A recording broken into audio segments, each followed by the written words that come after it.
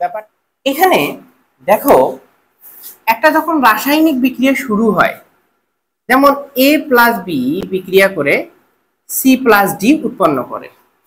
যখন রাসায়নিক বিক্রিয়া শুরু করো তখন বিক্রিয়া করার হার বা রিয়াকশন রেট যেটাকে বলে, বিক্রিয়ার হার বা ইংরেজিতে বলে রিয়াকশন রেট, তখন রিয়াকশন রেট বেশি থাকে। তুমি একটা বিষয় খেয়াল করো, এই যে এই দিকে ধীরে ধীরে এই দিকে মানে কি, উপরের দিকে যাওয়া মানে কি বলতো, বৃদ্ধি পাওয়া। উপরের দিকে যাওয়া মানে কি বলতো, বৃদ্ধি পাওয়া। আর এই দিকে যাওয়া, দেখো এই দিকে আমি সময়, এই অক্ষ বরাবর সময় আর এই অক্ষ বরাবর বিক্রিয়ার হার দেখাইছি। এই দিকে সময় বৃদ্ধি পায় আর এই দিকে বিক্রিয়ার হার বৃদ্ধি পায়। এখন যখন তুমি রাসায়নিক বিক্রিয়া শুরু করো, যেমন এখানে A প্লাস বি বিক্রিয়া করে C প্লাস ডি উৎপন্নের হার দেখো তখন বেশি থাকে।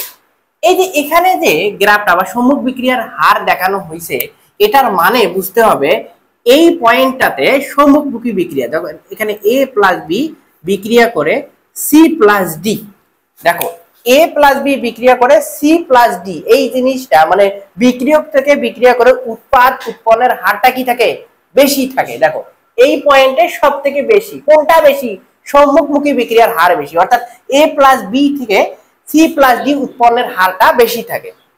ঠিক আছে, দেখো কিন্তু অপর দিকে দেখো, এই যে A প্লাস বি দেখো C প্লাস ডি ভেঙে দেখো C প্লাস ডি থেকে A প্লাস বি উৎপন্নের হার, অর্থাৎ পশ্চাৎমুখী বিক্রিয়ার হার, পশ্চাৎ বিক্রিয়ার হারটা তখন কি থাকে, যে কম থাকে।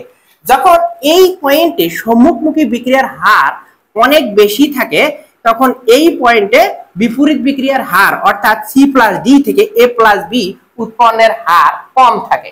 বুঝতে পারছো কি ব্যাপারটা? এখন সময় যখন গড়ায়, যখন সময় বাড়ে, যখন সময় বাড়ে তখন সম্মুখমুখী বিক্রিয়ার হারটা কমে, A প্লাস বি থেকে C প্লাস ডি উৎপন্নের হারটা কি কমে।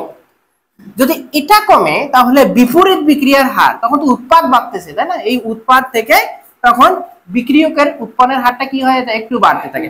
এখানে সম্মুখমুখী বিক্রিয়ার হার যতটুকু বাড়ে কমে, সম্মুখমুখী বিক্রিয়ার হার যত কমে তখন পশ্চাৎমুখী বিক্রিয়ার হারটা কি বাড়ে। পশ্চাৎমুখী বিক্রিয়ার হার বাড়া মানে কি বলতো, এই C প্লাস ডি থেকে A প্লাস বি উৎপন্ন হওয়া। বুঝতে পারছো? এই যে আরো কমলো, দেখো এখানে আরো কমলো, এটা আরো বাড়লো। এখানে সম্মুখমুখী বিক্রিয়ার হার কমলো, পশ্চাৎমুখী বিক্রিয়ার হার বাড়লো। এইটা কমে আর এইটা বাড়তে থাকে। A প্লাস বি ভেঙে দেখো C প্লাস ডি উৎপন্নের হার, A প্লাস বি থেকে C প্লাস ডি উৎপন্নের হার কমে, আর সময় যখন গড়ায় তখন C প্লাস ডি থেকে A প্লাস বি উৎপন্নের হার কি বাড়ে।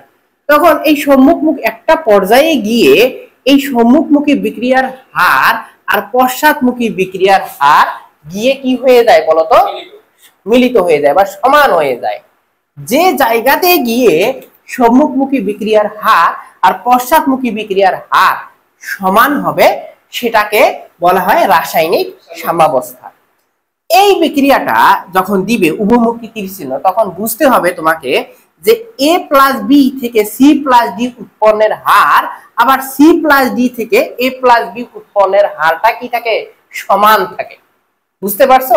তাহলে সেটাকে কি বলবো আমরা, রাসায়নিক সাম্যাবস্থা।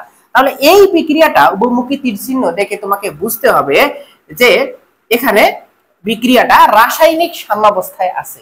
বিক্রিয়াটা কিসে আছে বলতো, রাসায়নিক সাম্যাবস্থা বা কেমিক্যাল ইকুইলিব্রিয়াম পজিশনে আছে। বুঝতে পারছো না বুঝো নাই? এখন রাসায়নিক বিক্রিয়া শুরু করো, ঠিক আছে, যখন